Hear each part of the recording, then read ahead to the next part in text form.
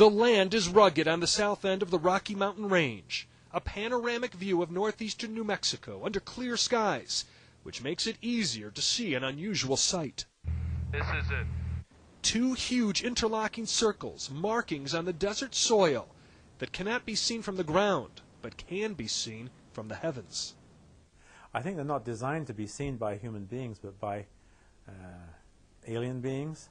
Michael Pattinson says he was a member of the Church of Scientology for 23 years. Now he's a disgruntled ex-member who says the circles are signposts for reincarnated Scientologists who come from outer space. They are markings to show the location of one of the vaults which Scientology has prepared to safeguard the technology of L. Ron Hubbard. Hubbard, who died in 1986, was a science fiction writer who started the Church of Scientology. And indeed, next to the circles in a private runway is a building with a vault built into the mountain.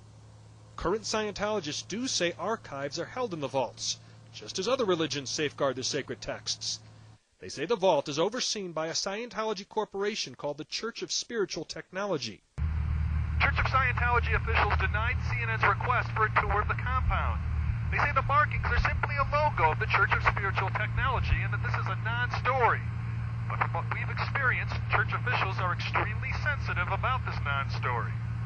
A pilot we hired to fly us over the compound backed out, saying he got a call from Scientologists asking him not to go with us. Other pilots said they would not fly us because they didn't want to make the Scientologists angry. But we did finally get a pilot. What do the circles look like to you from the air?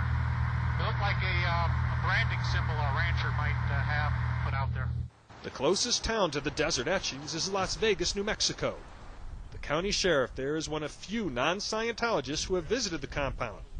Chris Nahar did so just last month for the first time. Every time that an incident happens, that there's, say for instance, Waco or the World Trade Center incidents, every time something like this happens, there seems to be some rumblings that it's a training ground for militia or terrorist training ground, that kind of thing. So they've been inviting me out there so we can go out there and try to dispel those rumors. Have you dispelled those rumors? Well, we went out there. I didn't see anything of that sort. The sheriff says the Scientologist told him this is where L. Ron Hubbard's writings, saved on titanium plates, will be preserved for thousands of years. He says many people were there, lots of farm animals, and a large cache of food supplies. Did it strike you as a place for survivalists? Quite possibly, yes. I definitely want to go there if it hit the fan. If it hits the fan. The sheriff says the notion of spacecraft returning here was not discussed with him, but former members say that's part of Scientology teachings. I know it sounds very, very bizarre, but this is where reality is stranger than fiction. So are the circles a landing pad for extraterrestrial vehicles? The church is not commenting to us. Gary Tuckman, CNN, Las Vegas, New Mexico.